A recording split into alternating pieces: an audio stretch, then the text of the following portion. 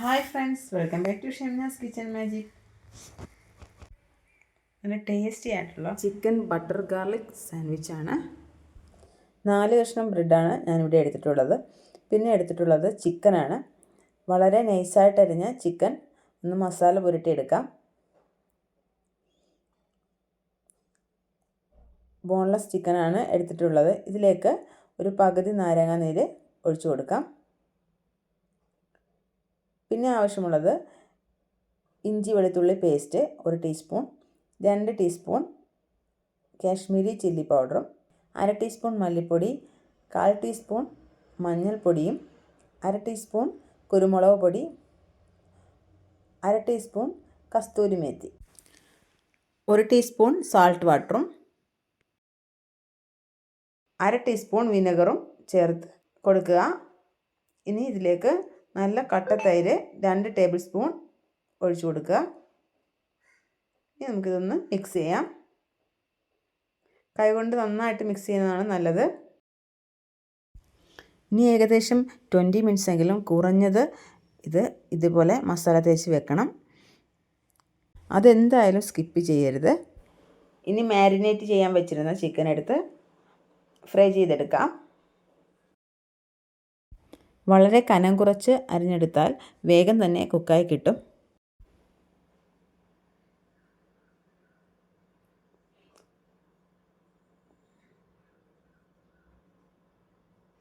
ഇവിടെ ചിക്കനൊക്കെ ഫ്രൈ ആയി കിട്ടിയിട്ടുണ്ട്. ഇനി സെക്കൻഡ് ഷിഫ്റ്റും കൂടെ ഇട്ട് കൊടുത്ത് ഇതുപോലെ ഫ്രൈ ആക്കി എടുക്കുക. ഇനി ഈ സാൻഡ്വിച്ച് തയ്യാറാക്കാൻ ഉപയോഗിക്കുന്ന ബ്രെഡിൽ പുരട്ടാനായിട്ട് ഒരു ചില്ലി ഗാർലിക് ബട്ടർ തയ്യാറാക്കണം. അതിനായിട്ട് വെളുത്തുള്ളി ചെറുതായിട്ട് അരിഞ്ഞെടുക്കുക. ഏകദേശം ഒരു 2-3 ടീസ്പൂണോളം വെളുത്തുള്ളി ചെറുതായിട്ട് അരിഞ്ഞത് വേണം. എത്രത്തോളം ചെറുതാക്കാമോ അത്രത്തോളം ചെറുതാക്കിക്കോളൂ. അതാണ് ഇതിന് നല്ല ബെറ്ററായിട്ടുള്ളത്. 1/2 ടീസ്പൂൺ കസ്തൂരി മേത്തിയും ആവശ്യത്തിന് ബട്ടറും 1/2 ടീസ്പൂണോളം ചില്ലി ഫ്ലക്സും ചേർത്ത് നന്നായിട്ടൊന്ന് മിക്സ് ചെയ്ത് കൊടുക്കുക. മിക്സ് ചെയ്ത് നന്നായി മെൽറ്റ് ആകണം. അല്ലെങ്കിൽ ബട്ടർ മെൽറ്റ് ചെയ്തിട്ട് ഇതിലേക്ക് ഒഴിച്ചു കൊടുത്താലും മതി. ഇനി ഒരു ബ്രഷ് ഉപയോഗിച്ച് നമ്മൾ എടുത്ത് വെച്ചിരിക്കുന്ന ബ്രെഡ് സ്ലൈഡ്സിലേക്ക് തേച്ച് കൊടുക്കുക. അതിൻ്റെ കോർണർ പോർഷനിലും എല്ലാം ബട്ടർ എത്തുന്ന രീതിയിൽ വേണം ബ്രഷ് ചെയ്ത് കൊടുക്കാൻ. ഇനി ചിക്കൻ വെച്ച് കൊടുക്കുക. അതിൻ്റെ പുറത്ത് ഒരു ഷീറ്റ് ചീസും കൂടെ വെച്ച് കൊടുക്കാം. ഇതിൻ്റെ പുറത്ത് ഒരു ബ്രെഡ് സ്ലൈസും കൂടെ വെച്ച് കൊടുക്കാം. ഇത് ഡയറക്റ്റ് പാനിൽ വെച്ച് ഫ്രൈ ചെയ്യരുത്. ഇതുപോലെ ഒരു കടായിയുടെ അകത്തേക്ക് ചെറിയ സ്റ്റാൻഡ് വെച്ച് അതിന് പുറത്ത് ഒരു പ്ലേറ്റ് വെച്ച് കൊടുത്ത് നമ്മുടെ സാൻഡ്വിച്ച് എടുത്ത് വെച്ച് കൊടുക്കുക. മുകൾ ഭാഗത്തിരിക്കുന്ന ബ്രെഡിലേക്ക് നമ്മുടെ ബട്ടർ ഗാർലിക് ഒന്ന് സ്പ്രെഡ് ചെയ്ത് കൊടുക്കാവുന്നതാണ്. അടച്ച് വെച്ച് കൊടുക്കാൻ മറക്കരുത്. അതുപോലെ തന്നെ പുറത്തേക്ക് ആവി പോകാത്ത രീതിയിൽ വേണം ഇത് അടച്ച് വെക്കാൻ. ഒരു 5 മിനിറ്റ്സിന് ശേഷം ഈ സാൻഡ്വിച്ച് ഒന്ന് മറിച്ചിട്ട് കൊടുക്കണം. മുകളിലിരിക്കുന്ന ബ്രെഡും ഒന്ന് റോസ്റ്റ് ചെയ്ത് കിട്ടണം. ഇനി ഇത് നമുക്ക് പാത്രത്തിലേക്ക് മാറ്റാവുന്നതാണ്. കണ്ടോ, നന്നായിട്ട് മെൽറ്റായിട്ട് ചീസും നമ്മുടെ ചിക്കനും എല്ലാം നന്നായിട്ട് ക്ലബ് ചെയ്ത് വന്നിട്ടുണ്ട്.